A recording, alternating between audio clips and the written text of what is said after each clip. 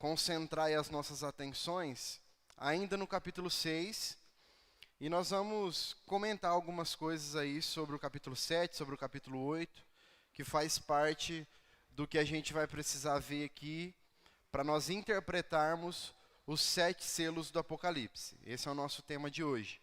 Semana passada nós falamos sobre os 4 cavaleiros, do Apocalipse.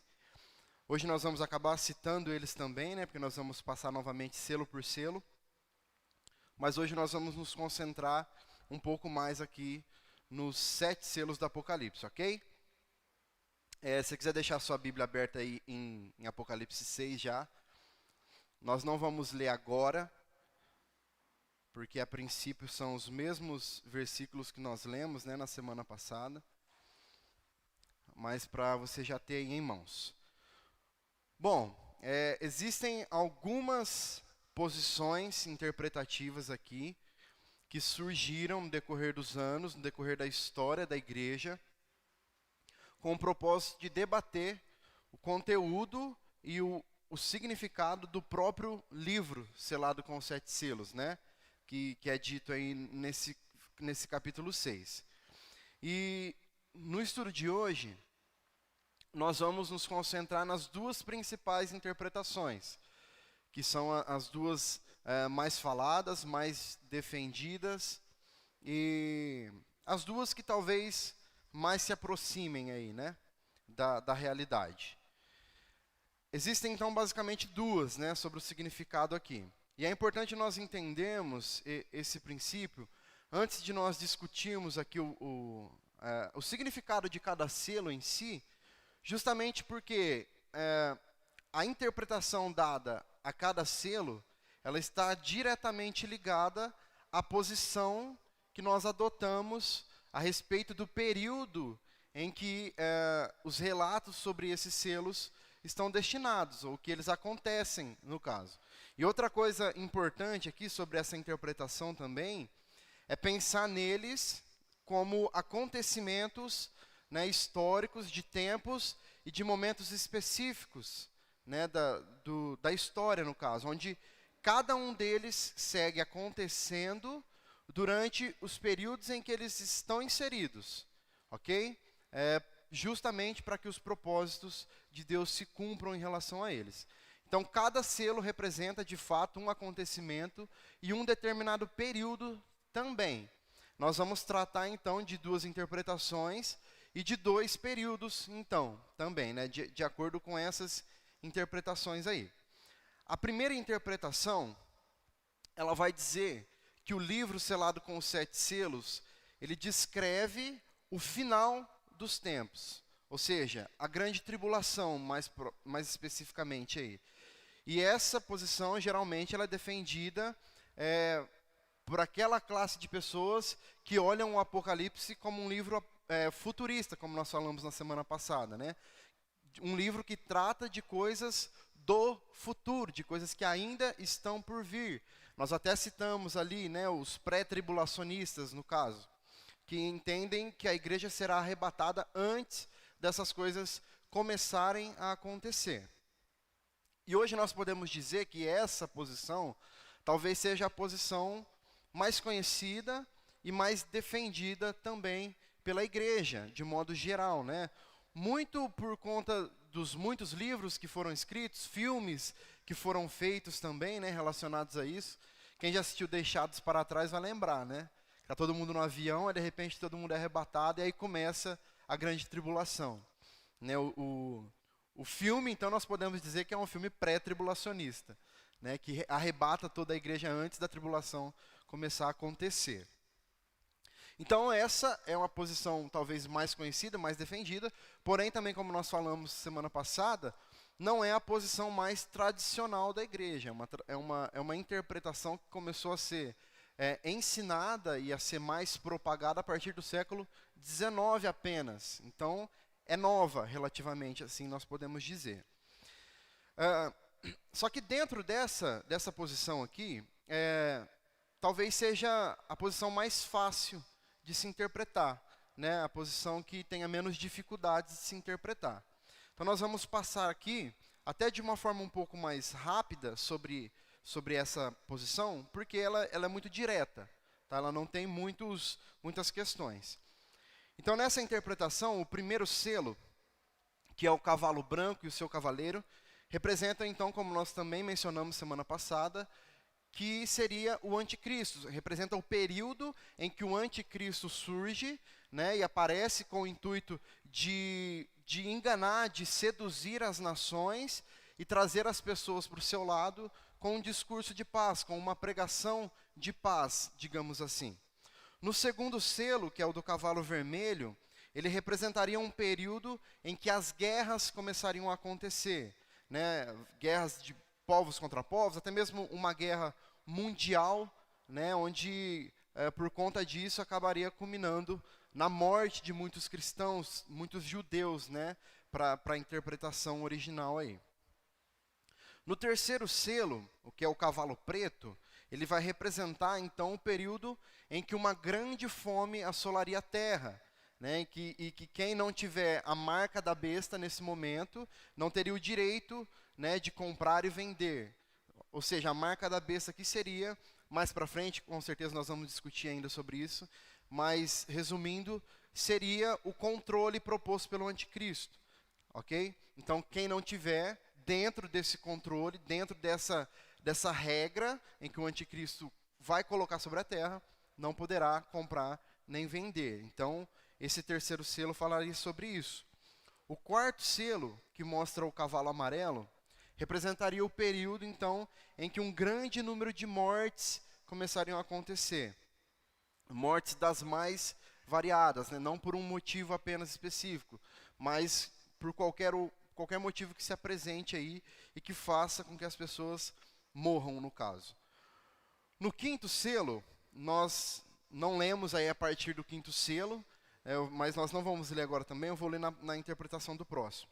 Mas no quinto selo, João, ele vê os mártires da grande tribulação, ou seja, os cristãos fiéis, que permaneceram fiéis e que morreram, que tiveram as suas vidas ceifadas por permanecerem fiéis, por não abrirem mão, né, do Evangelho de Cristo. Então, esse quinto selo representaria esse período em que os cristãos, em que aquelas pessoas que estão ali, que permaneceram e que escolheram Cristo naquele momento de tribulação, essas pessoas sendo ali pressionadas pelo governo do anticristo, não abririam mão e morreriam pela fé que eles, né, estavam professando em Cristo naquele momento.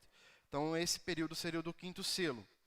O sexto selo, ele vai ser o período em que começam a acontecer grandes desastres naturais, grandes terremotos, eclipses, queda de meteoros, enfim, e todas essas coisas começariam a causar muitas mortes também. E aí, entre o sexto e o sétimo selo, existe um espaço de tempo, que nós vamos chamar de interlúdio aqui, que é justamente um espaço que antecede o fim, o final ali, que é o capítulo 7. O capítulo 6, ele termina no sexto selo. E aí o capítulo 7, não é citado o sétimo selo, é citado esse momento, essa pausa entre um e outro. E esse momento aqui, nesse capítulo 7, João, ele vê que os judeus, né, que se converteram ali durante a grande tribulação, o período da grande tribulação, eles serão selados por Deus, ou seja, eles serão protegidos por Deus durante esse período, e eles também se tornarão mártires, se tornarão aqueles que também morrerão pela sua fé, né? Naquele momento eles entenderam que Cristo é o Senhor e Salvador de suas vidas, e eles não se deixaram levar pelo governo anticristo, não se deixaram levar pela pregação, né, pelo discurso mentiroso de paz que será apregoado pelo anticristo. Então, nesse interlúdio, é isso que acontece. E assim como no passado, muitos, né, morreram por amor e por fidelidade a Cristo, neste espaço aqui entre o sexto e o sétimo selo, isso também aconteceria, né, visto que essas pessoas permaneceriam fiéis e não abririam mão de servir a Cristo, não abririam mão da sua fé, ok? Então, nesse espaço de tempo, seria esse espaço de tempo em que muitos se converteriam o Evangelho, muitos entenderiam Jesus como seu Salvador e morreriam por causa disso.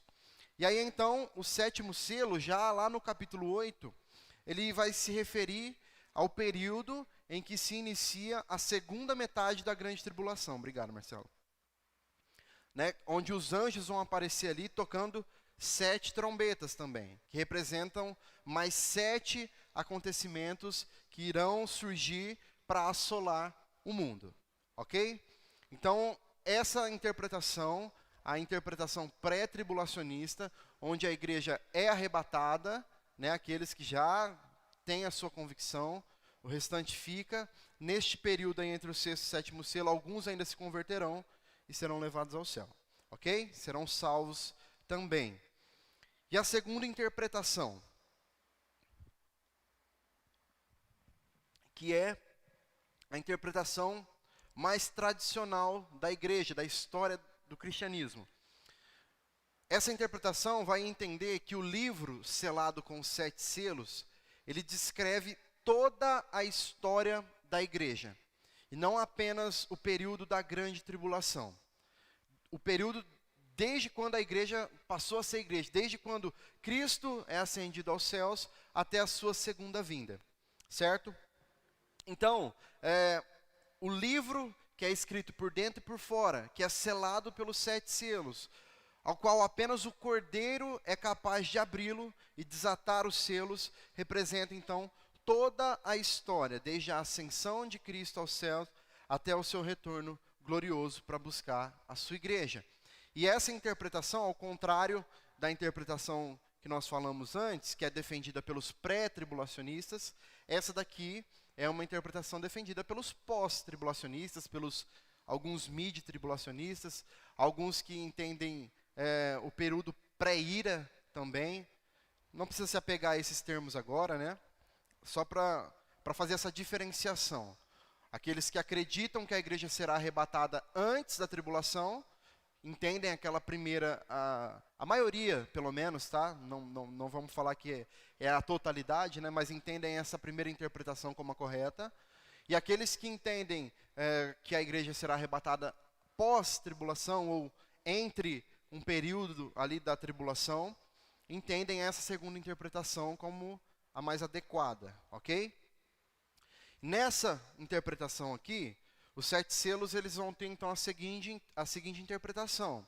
O primeiro selo, que vão estar ali nos versículos 1 e 2. O cavalo branco com o seu cavaleiro, como nós dissemos na semana passada, representa Cristo, né? Jesus que vem e vence com o poder do Evangelho.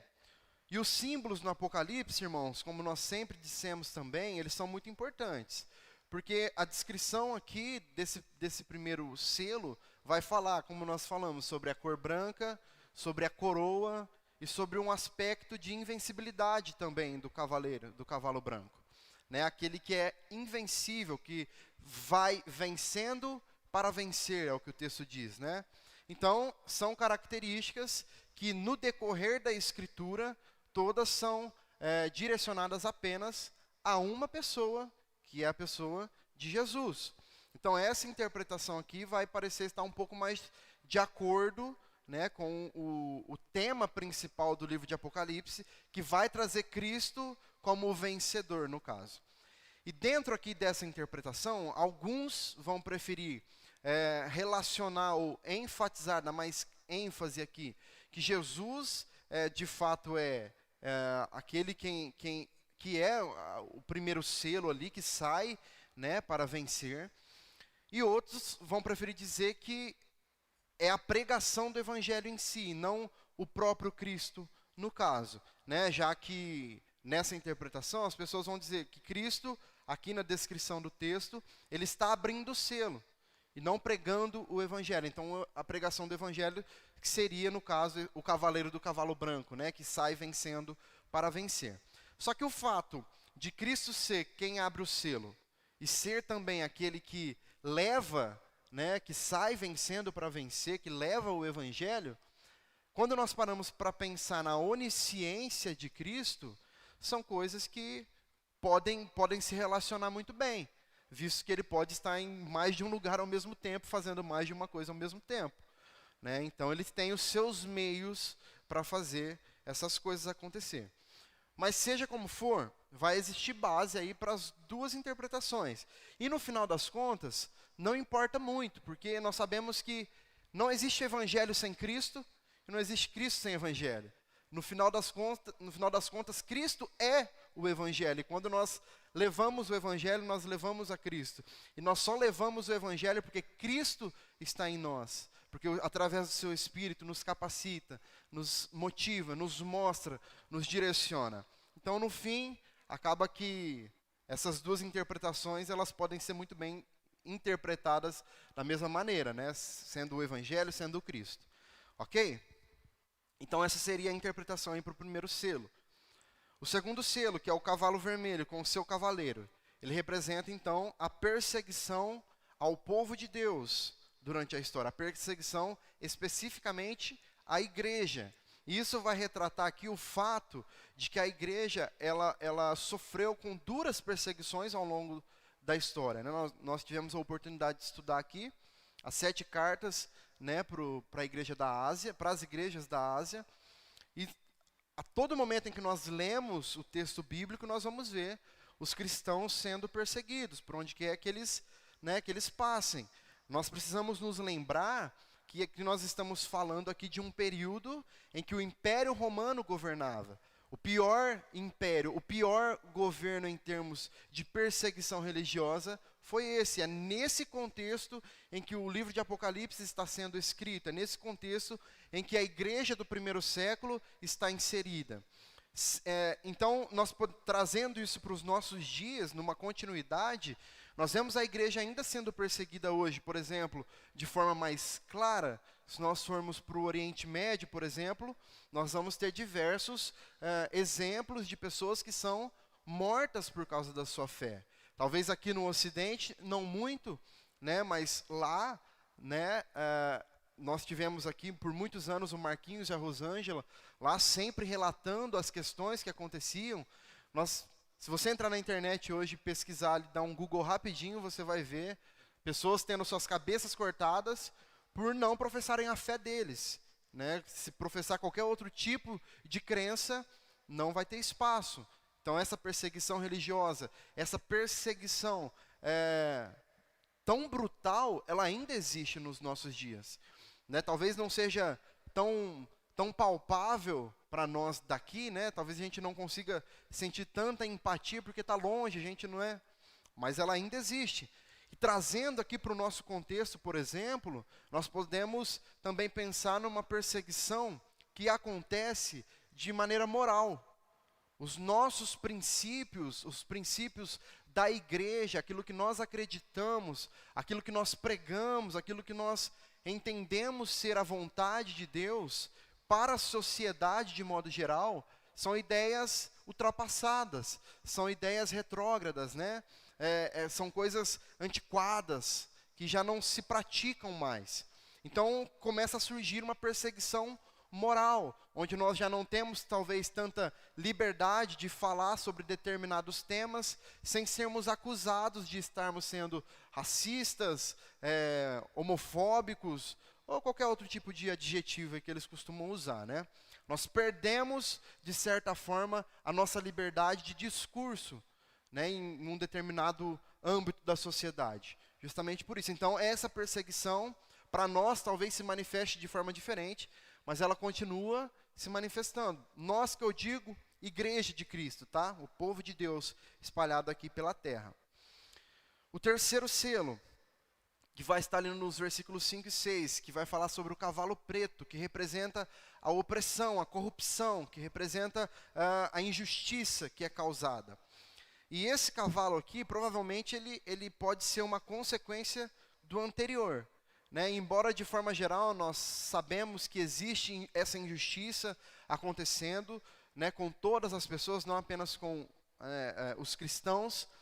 Porém, muitos intérpretes aqui, como nós falamos também no último culto, muitos intérpretes especialistas no texto de Apocalipse, eles entendem que essa perseguição aqui, essa questão da pobreza sendo manifestada, essa opressão sendo manifestada, a corrupção e a injustiça que acontece aqui é algo direcionado à própria igreja. Por quê? Porque aqueles que naquele tempo ali, no período do primeiro século, como nós vimos ali nas cartas para as igrejas, que manifestavam a sua fé em Cristo, que não se deixavam levar, né, que não faziam concessões, que não trocavam o seu Deus, eles tinham dificuldades, eles passavam por dificuldades, eles não podiam comprar, eles não podiam vender, eles tinham os seus relacionamentos sociais cortados, então eles tinham dificuldades de negociar, de fazer negócios, e isso fazia com que eles se tornassem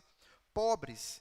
Então, na época em que o Apocalipse foi escrito, os cristãos que não prestassem ali o culto ao imperador romano, os cristãos que não fizessem essas concessões, que não abrissem mão da certeza da sua fé para obedecer aquilo que era imposto pelo Império Romano, eles tinham os seus bens confiscados, eles tinham o seu direito de negociar também proibido, e então isso causava a pobreza para aquele povo. Então, nesse terceiro selo aqui do cavalo preto, ele vai representar essa pobreza, essa injustiça, essa corrupção aí em relação à igreja também, né, como consequência aqui da perseguição do cavalo vermelho, ok? E no quarto selo, que estão aí nos versículos 7 e 8, que é o cavalo amarelo, ele vem para representar a morte, né, propriamente dita, e os instrumentos também que são usados nessa morte, que são as guerras, a fome, a mortandade e os animais selvagens. Agora, esse símbolo, né, do quarto selo, ele já é um símbolo que atinge a humanidade de forma geral. Não apenas os crentes, mas toda a humanidade, ok?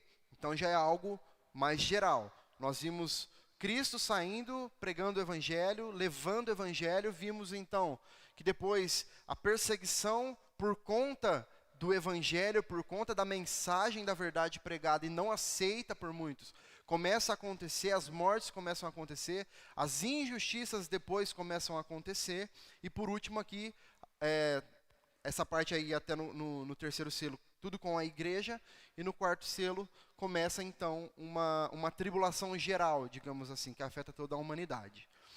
E a partir de agora então nós vamos entrar no quinto selo. Aqui nós não lemos, então nós vamos ler os versículos aí de 9 a 11, que vai falar do quinto selo. Diz assim: quando o cordeiro quebrou o quinto selo, vi debaixo do altar as almas daqueles que tinham sido mortos por causa da palavra de Deus e por causa do testemunho que deram. Clamaram com voz forte, dizendo: até quando, ó soberano Senhor, santo e verdadeiro, não julgas nem vingas o nosso sangue dos que habitam sobre a terra? Então a cada um deles foi dada uma veste branca, e lhes foi pedido que repousassem ainda por pouco tempo, até que também se completasse o número dos seus conservos e os seus irmãos que iam ser mortos como eles tinham sido. Nesse selo aqui, o cenário da visão que João está tendo, ele muda um pouco. Ao invés de João ver a terra, João agora passa a ver o céu, de forma simbólica, claro. Antes, João, ele vê o efeito na terra que é causado no céu. Agora João vê o efeito no céu que é causado na terra. João, ele viu um altar, ok? E debaixo do altar está escrito que ele viu as almas dos mártires que morreram pela sua fé como uma espécie de sacrifício. Então, cada um desses que foram sacrificados, eles recebem vestes brancas, simbolizando a justiça que foi feita com eles, a pureza, a santidade e a alegria que eles estavam recebendo ao entrar no céu.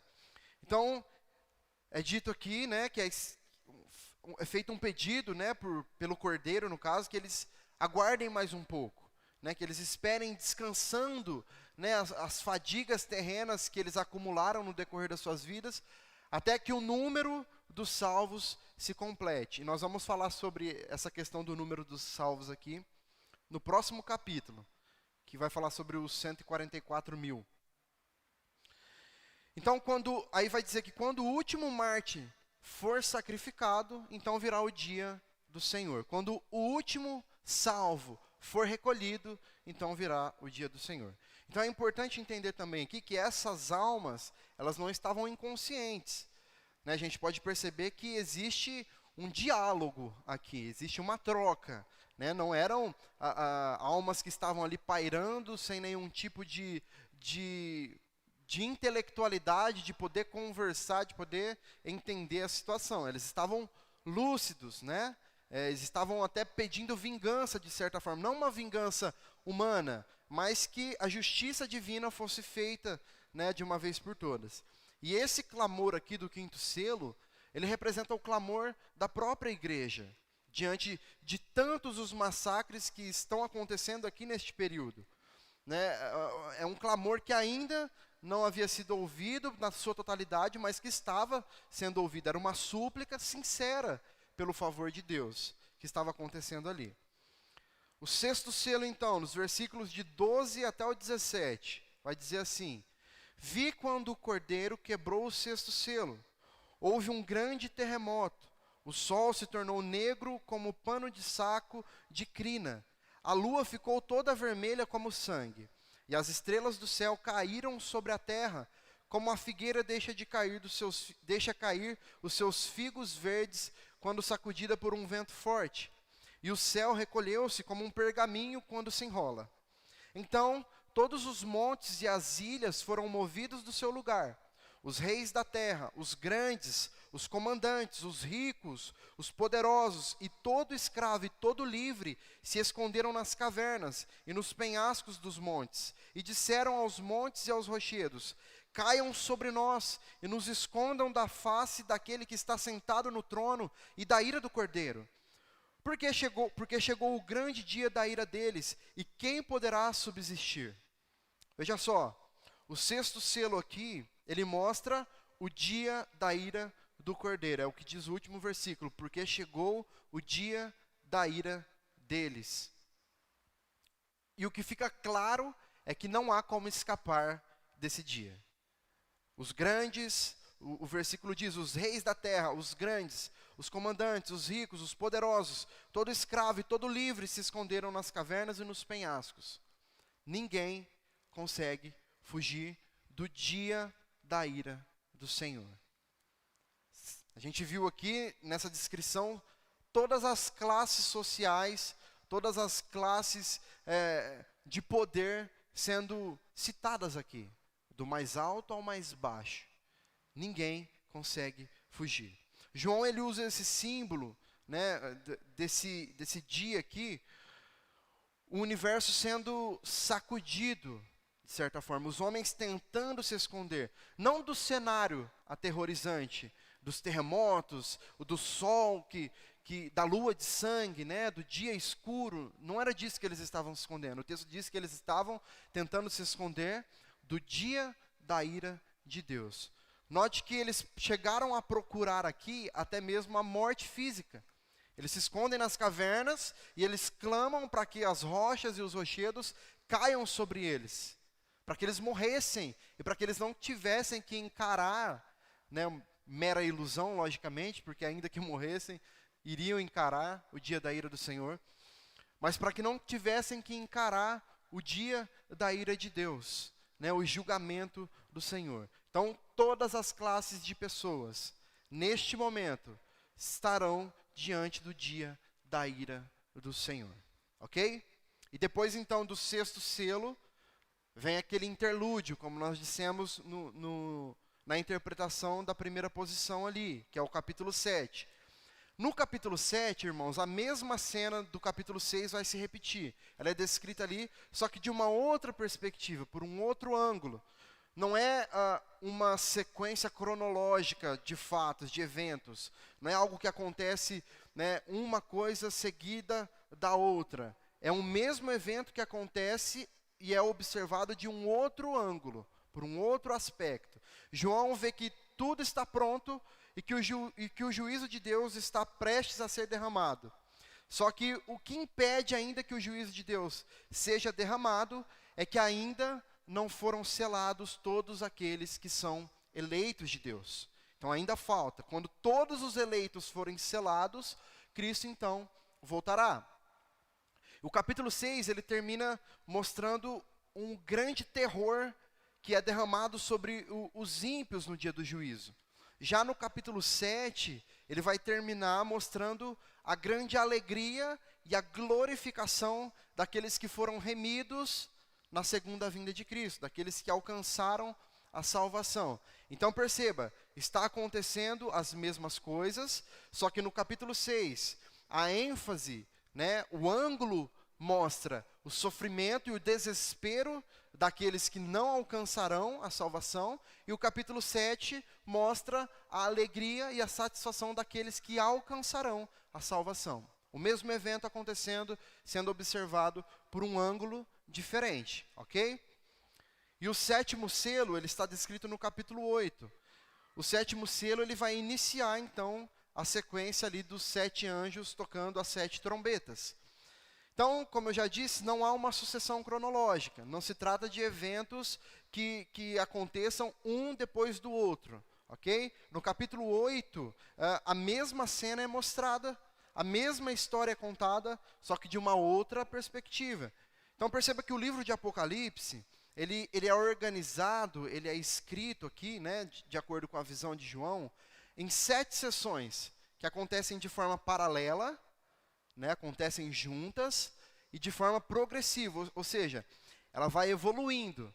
Conforme os eventos vão acontecendo, nós vamos tendo mais acesso ao que irá acontecer no final. 7 eventos, 7 visões, 7 ângulos, 7 aspectos das mesmas coisas acontecendo até chegar no ápice, ok? Então, perceba isso, tá? Não se esqueça dessa questão.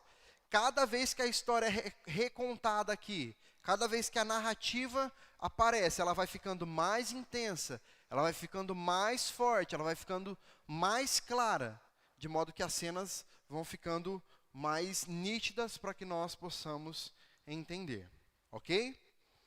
Então, de forma bem resumida e bem direta aqui, nessa segunda interpretação que nós acabamos de entender aqui, os selos eles vão mostrar o sofrimento da igreja que é perseguida pelo mundo e da humanidade, de acordo com as tribulações que elas irão sofrer, enquanto as trombetas, elas mostram o sofrimento do mundo em resposta às orações da igreja, em resposta ao clamor daqueles que serão salvos. Ok? Deu para entender?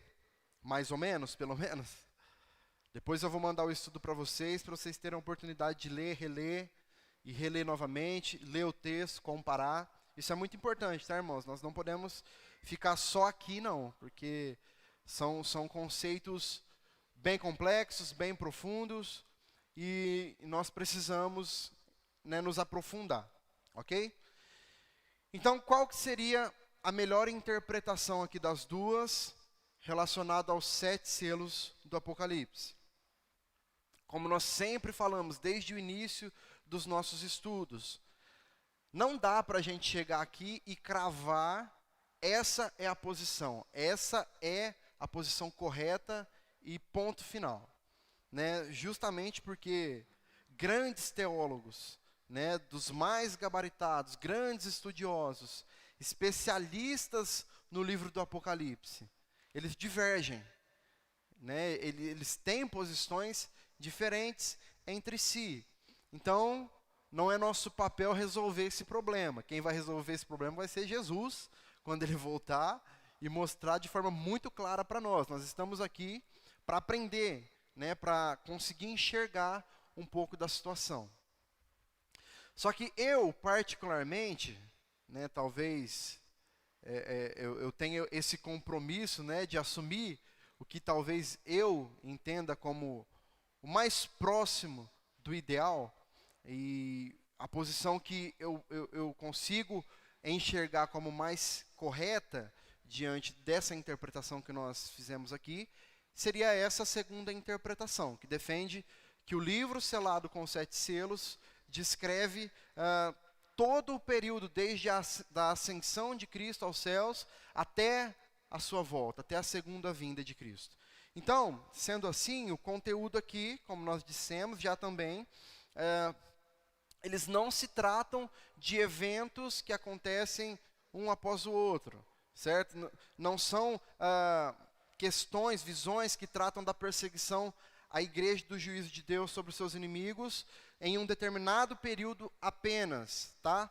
Existe uma dificuldade se nós optarmos por interpretar com a primeira interpretação, entendendo que são eventos cronológicos, eventos que se sucedem, né, que acontecem um após o outro, porque para nós fazermos isso, para nós interpretarmos o Apocalipse dessa forma, nós precisamos ignorar, de certa forma, o contexto do livro. Nós precisamos ignorar e até mesmo anular o gênero literário do livro, a forma como o livro é escrito, certo? Nós precisamos ignorar isso e principalmente o contexto em que esse livro foi escrito.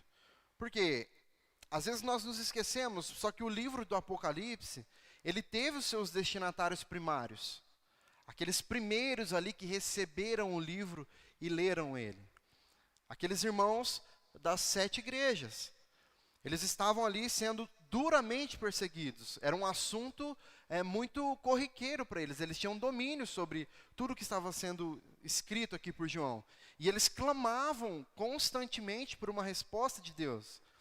Eles não tinham condições humanas nenhuma de desafiar aquilo que era o maior império que este mundo já viu, que é o Império Romano. Eles não tinham essa possibilidade de irem no confronto, de irem lutar contra aquele império. Eles não conseguiriam fazer isso pelas suas próprias forças. Então o livro de Apocalipse, ele é a resposta de Deus, tanto para essa igreja do primeiro século, que sofria com grandes perseguições, com grandes tribulações, quanto para todas as igrejas de todas as épocas. Aqueles irmãos, eles entenderam naquele momento que chegaria um momento em que Cristo exerceria a sua vitória. A vitória já estava conquistada por ele.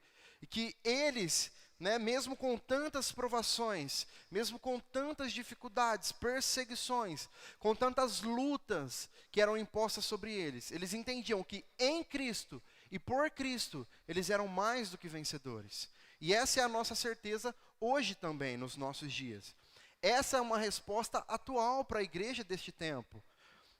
Nós devemos saber que juntamente com Cristo, juntamente com o Cordeiro, o único que é capaz de segurar o livro, desatar os 7 selos, nós também venceremos as investidas do mal sobre as nossas vidas. Perceba que essa é uma realidade da qual a igreja sempre viveu.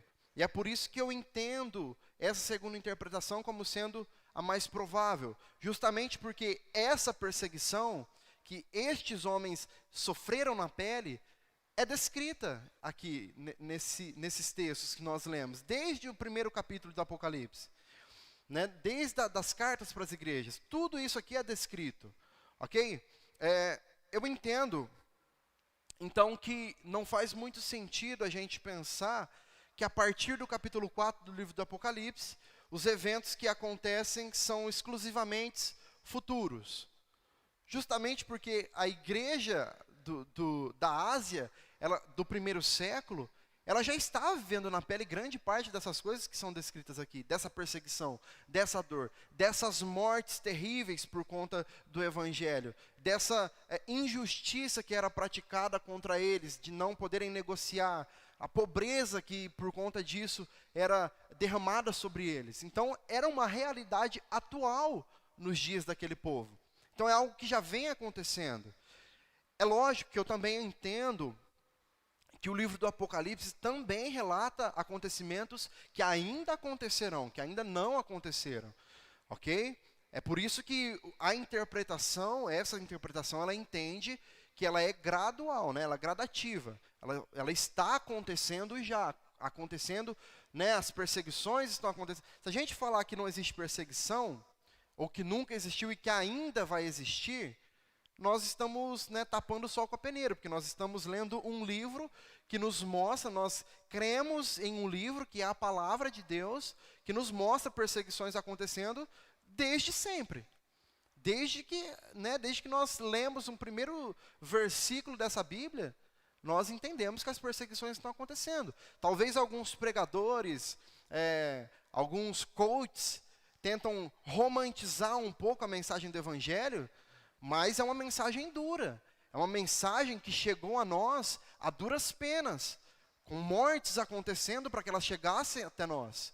Então essas perseguições, elas sempre existiram. Elas continuam existindo, como nós dissemos, no Oriente Médio, por exemplo. Talvez nós não temos acesso a isso, na pele, mas elas continuam lá. Essas perseguições morais, nós também vemos diariamente, todos os dias. Então as perseguições, elas estão acontecendo. Agora, muitas outras coisas ainda acontecerão. Nós já vimos guerras, quer dizer, talvez nem todos aqui tenham visto guerra, mas se nós estudarmos a história, não a história bíblica, a história da humanidade de forma geral, foram 2 guerras mundiais. Nós vimos massacres acontecendo com Hitler, por exemplo. São catástrofes que assolaram toda a humanidade. E que nós, talvez aqui, a nossa geração, talvez ainda não tenha visto nada. Eu, particularmente, com 30 anos, uma das coisas mais terríveis que eu vi foi a pandemia, que assolou toda a humanidade, que atingiu a todos de forma geral, em todos os aspectos. Nós vemos princípios de guerra acontecendo na Rússia, nós vimos aquele fatídico 7 de setembro também, os atentados terroristas nos Estados Unidos, situações que vão pingando, que vão acontecendo, que vão reforçando cada vez mais essa ideia, essa posição, de situações, de eventos que vão acontecendo no decorrer da história da humanidade. Mas acredito eu que ainda muitas coisas acontecerão. Ainda existem coisas para acontecer que ainda não aconteceram. Então, é por isso que a interpretação ela fala de um grande período, desde a ascensão de Cristo até a sua segunda vinda. Então, desde que Cristo subiu aos céus, voltou aos céus, muita coisa já começou a acontecer. Mas até que ele venha, ainda existe muita coisa para acontecer, muita coisa irá acontecer. Irmãos, para aqueles que são mais velhos, mais experientes, vocês sabem que hoje vocês vivem em um mundo completamente diferente daquele que vocês viviam quando vocês tinham 15 anos. E eu tenho certeza absoluta que para qualquer um de vocês que eu perguntar aqui, vocês vão dizer que o mundo hoje está muito pior. Ninguém consegue ver. Você pode, em alguns aspectos, pensar, não, hoje eu tenho uma condição de vida um pouco melhor, antigamente era muito mais difícil, aqui, mas de forma moral, princípios, eu tenho certeza absoluta que vocês todos vão entrar num consenso de que o mundo do nosso tempo aqui, 2022, século 21, é extremamente pior, mais perverso, mais injusto do que o tempo daquela época, correto? Então, a tendência é que cada vez piore. Essa é a tendência, não adianta nós nos iludirmos. Nós estamos lendo um livro que nos mostra o fim de todas as coisas. E a tendência é que fique cada vez pior. A nossa esperança é que quanto pior estiver, mais próximo está de Cristo voltar. Essa é a nossa esperança. Então eu tenho que parar de viver e pronto, e sentar e esperar Cristo voltar? Não. Você precisa lutar pelos seus princípios. Você precisa permanecer firme nas promessas do Senhor para a sua vida. Você não pode fazer concessões à sua fé. Você precisa sim defender aquilo que você crê, de forma sábia, não entrando em qualquer tipo de debate, qualquer tipo de discussão, de forma sábia, em amor, com respeito. Nós não podemos abrir mão de obedecer a Cristo, de obedecer a palavra dele, que chegou a nós, que nós temos acesso hoje. Nós devemos orar e clamar ao Senhor para que Ele haja em nosso favor. Devemos orar, pedindo a misericórdia de Deus, sobre as situações difíceis, sobre o nosso país, sobre a política, sobre a saúde dos nossos familiares. Devemos fazer isso. É uma obrigação que temos como cristãos, como servos de Deus. Nós precisamos manter isso aceso em nós. Mas com a consciência, irmãos, de que o mundo em si não tem nada de bom a nos oferecer. E de que a história deste mundo, da humanidade, já está escrita pelas mãos de Deus. O livro está nas mãos do Cordeiro. E ele já foi escrito. Ao contrário do que alguns dizem, Deus não escreve a nossa história a lápis e nós temos a borracha para apagar e escrever uma outra história. Não. Deus não escreve certo por linhas tortas. Também não. Deus não tarda, mas não falha. Também não. Deus escreve certo, no tempo certo, e ninguém é capaz de apagar aquilo que ele escreveu. Deus seria muito fraco se nós tivéssemos a capacidade de apagar aquilo que ele já escreveu. O livro está escrito. Nós lemos no capítulo 6 que o livro já está escrito por dentro e por fora. E a representação disso é dizer que tudo já está escrito, nada foi esquecido, nada foi deixado para trás. O livro já está escrito, a história da humanidade, a história que nos leva à redenção já foi escrita. Nada pode mudar isso. Então, muitas das coisas que estão escritas nesse livro, nós ainda não tivemos acesso, nós ainda não vivemos, nós ainda não conhecemos. Só que tudo está escrito lá, até a segunda vinda de Cristo. O juízo final, o estado eterno, né, com o novo céu e a nova terra. Tudo está lá. Uma dica, irmãos, muito importante para nós, quando nós, né, nos metemos a estudar o livro de Apocalipse, é nós darmos uma atenção especial para os capítulos 4 e 5, que nós já até estudamos. Por quê? Porque vai mostrar a visão que João tem do trono de Deus. João descreve ali, né, de maneira bem própria, o que ele enxerga no trono de Deus. Isso nos faz perceber a soberania que ele tem. Isso nos faz perceber que Deus está sentado sobre o trono, coordenando, governando todas as coisas. E o livro em suas mãos é a maior prova disso. Deus governa todas as coisas. E Ele está atento a absolutamente tudo o que acontece com a sua igreja, com o seu povo. É Ele mesmo quem garante isso. É Deus, de forma incontestável, que no final vence todas as coisas e que faz com que o seu povo vença juntamente com Ele. Então, dessa forma, irmãos, nós entendemos que a história do povo de Deus, a história da humanidade está, neste momento, nas mãos do Cordeiro. Aquele que foi digno de segurar o livro. Ele é quem abre os selos. E conforme os selos são abertos no céu, diretamente há um impacto sobre a terra. Nós vivenciamos diretamente aqui. O que fica claro a nós aqui, irmãos, quando nós interpretamos essas coisas, é justamente que nada pode impedir de nós termos esse encontro com Deus. Nem a morte, nem a vida, nenhum dos planos que nós fazemos, nenhum esconderijo sequer, absolutamente nada tem poder de interromper, de mudar, ou de sequer atrasar o encontro do homem com Deus, seja para salvação ou condenação. O tempo da graça chegará ao fim. E aqueles que tentarem encontrar essa graça, já não a acharão mais. Porque acabará.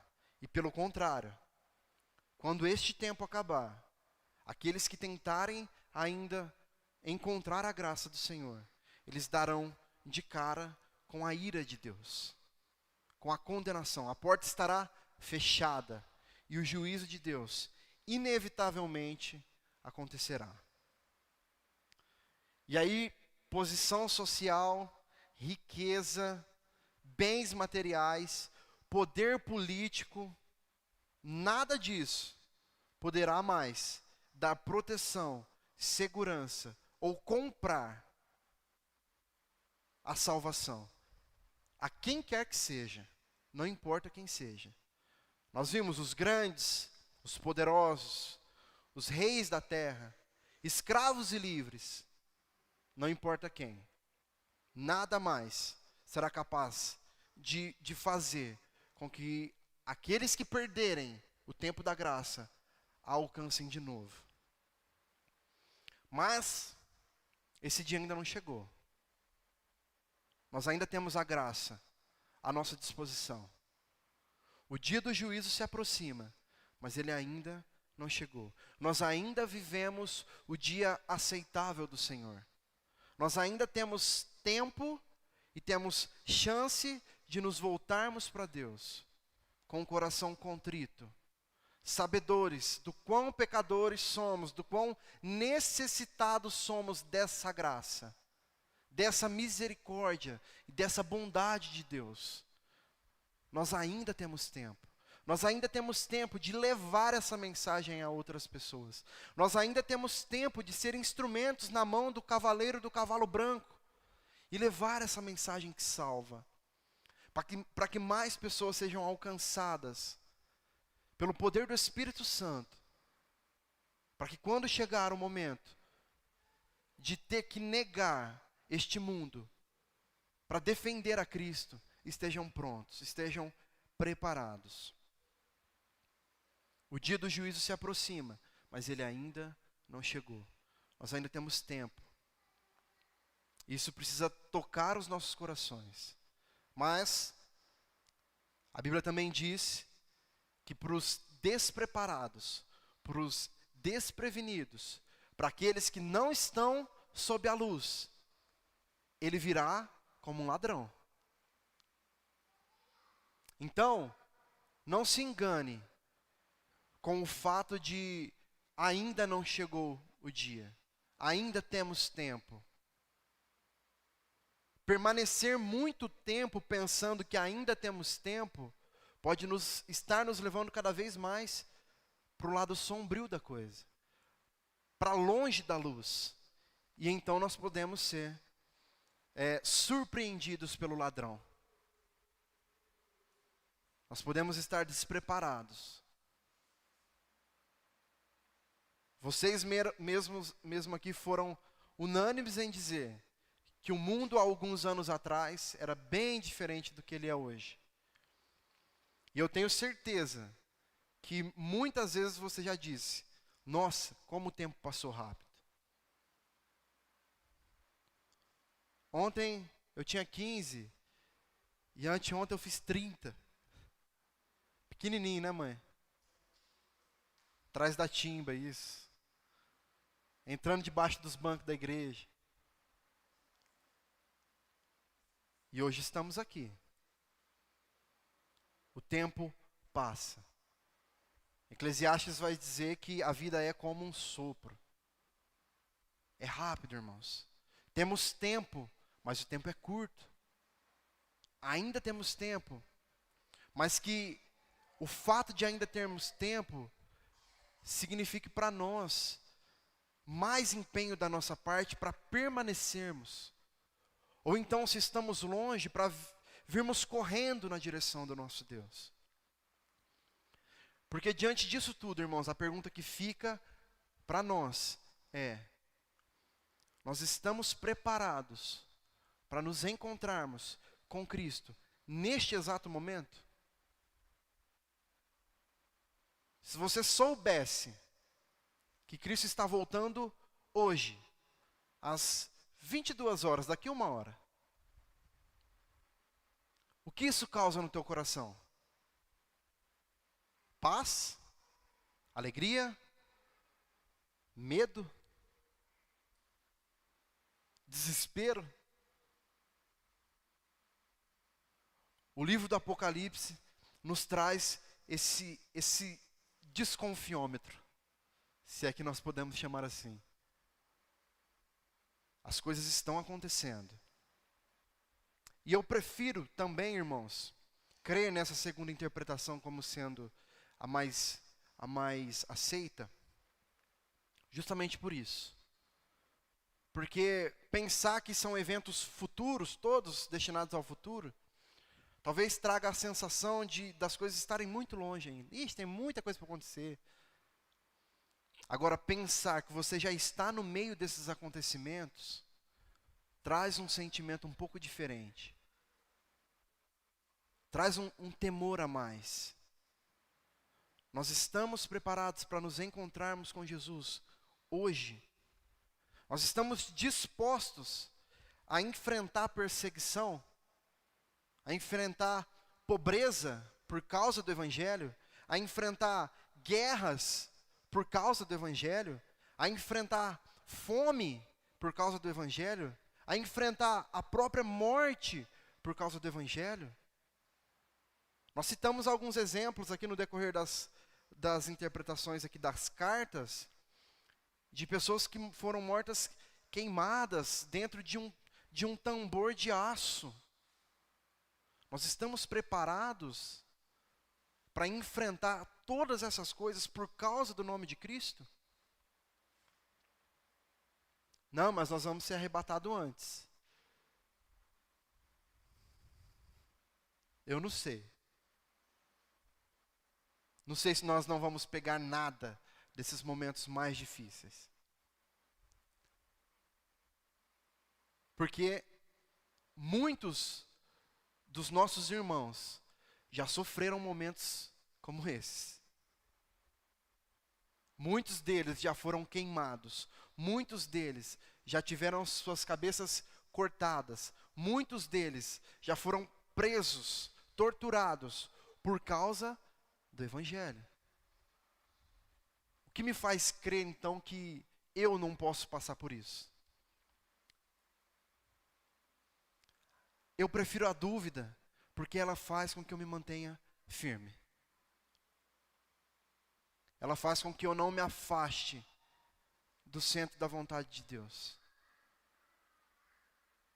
Não responda, irmãos, essa pergunta com muita certeza. Não fique diante dessa questão que nós não vamos conseguir responder. Você pode ter as suas convicções, que eu não vou julgá-las, né? Nós precisamos respeitar todas as posições que envolvem o Apocalipse, porque é difícil. Mas não responda essa questão com muita certeza. Eu tenho certeza absoluta que a igreja vai ser arrebatada antes. E eu vou ser arrebatado antes. Porque isso pode, de certa forma, gerar um comodismo em você. Enxergar que as coisas vão piorar, mas quando piorar eu já não vou estar mais aqui, em nome de Jesus. Se for, amém. Mas e se não for? É por isso, irmãos, que o livro do Apocalipse, o principal objetivo do livro do Apocalipse, é preparar a igreja. É fazer com que a igreja reconheça as suas falhas, reconheça as suas dificuldades, reconheça as suas limitações, para que ela busque mais, para que ela se aprofunde mais, para que ela não deixe a chama do primeiro amor morrer, para que ela sempre se lembre o motivo pelo qual ela ainda está aqui, o motivo pelo qual ela ainda pode ter o privilégio de levar a mensagem do Evangelho e o privilégio de sofrer por Cristo, como Paulo bem nos ensina. Não responda essa pergunta com muita pressa. Desconfie um pouco. E que esse pouco de desconfiança que talvez você tenha, sirva como combustível para te fazer permanecer fiel a Deus. Para te fazer não desistir. Para te fazer pensar na coroa da salvação. Nas vestes brancas que você receberá quando chegar no céu. Amém? Então nós terminamos por aqui essa primeira parte, né, dos nossos cultos, dos nossos estudos, das nossas aulas. Chame como preferir. E voltamos então assim que possível. Eu imagino que em janeiro, né? Mas amém, irmãos. Algo a acrescentar? Alguma questão? Quem tiver pode falar. Fale-se agora ou cale-se até janeiro. Mas amém, irmãos. Eu sei que é difícil falar alguma coisa diante dessas questões, né? Porque elas realmente são difíceis. Para todos nós. Eu até comentei com algum irmão semana passada, que às vezes eu venho aqui, né, e quando eu vou ministrar o estudo, talvez possa parecer, o Alisson tá lá falando de um monte de coisa que ele acha, né? Irmãos, se dependesse de mim falar todas essas coisas aqui, eu não ia falar era nada. Né? Isso aqui é fruto de horas estudando, pesquisando, analisando, lendo a Bíblia, orando a Deus para que Ele conceda graça, para a gente tentar entender juntos um pouco da palavra dEle. Nós não somos nada, irmãos. E quanto mais eu estudo a Bíblia, quanto mais eu me aprofundo em algumas coisas, quanto mais eu pesquiso, mais eu chego à conclusão de que eu sei muito pouco. Quase nada, eu diria. E isso é bom demais. Isso é bom porque nos traz um senso de obviedade, de que Cristo é grande e eu não. Nos traz um entendimento de dependência total e exclusiva de Deus. Sem Ele nós não somos nada. Sem Ele nós leríamos este livro e ele se tornaria só um livro de histórias. Muitas das vezes desconexas, muitas das vezes sem muita lógica, né? É por isso que nós precisamos depender dele, em absolutamente todas as coisas. Amém? Se coloque de pé, vamos orar.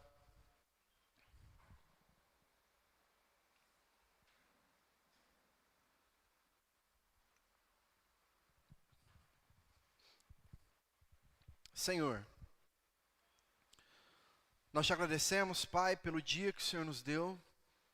Te agradecemos pela tua graça, pela tua bondade, pelas suas misericórdias, Pai, que se renovam a cada manhã sobre as nossas vidas. Te louvamos, Pai, pela sua bondade, que é manifestada todos os dias, mesmo que nós não a mereçamos. Te agradecemos, Pai, porque mesmo em meio a tantos erros, tantas falhas, mesmo em meio a tantas vezes que pecamos contra Ti, o Senhor permanece no mesmo lugar, disposto a nos ouvir, disposto a nos perdoar e disposto a nos dar mais uma chance.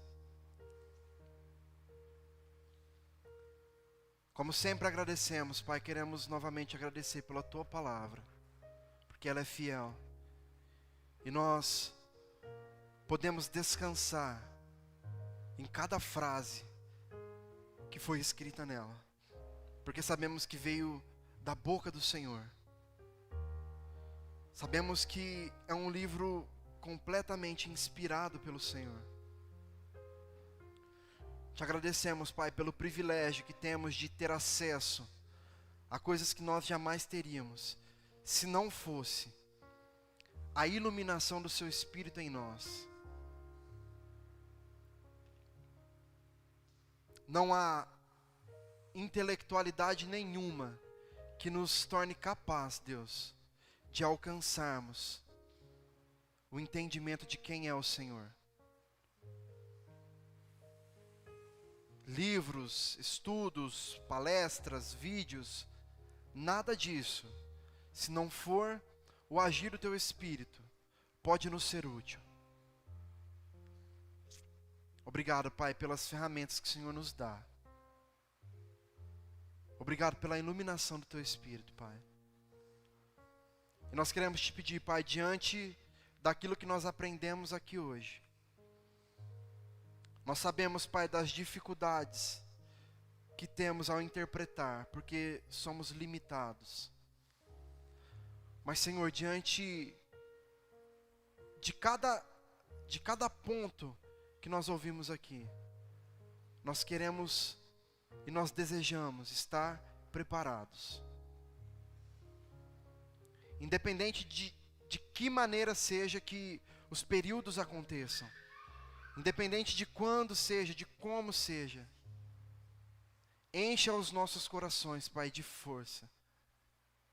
Encha, ó Deus, as nossas vidas de fome e sede pelo Senhor. E que nós jamais, Pai, venhamos nos esquecer de quem o Senhor é. Que nós possamos, dia após dia, Pai, sermos dependentes do Senhor. Que em momento algum, Pai, das nossas vidas, nós possamos achar ou pensar que somos bons o suficientes, que somos dignos de receber a salvação, dignos de receber qualquer coisa de bom ou proveitoso que vem do Senhor.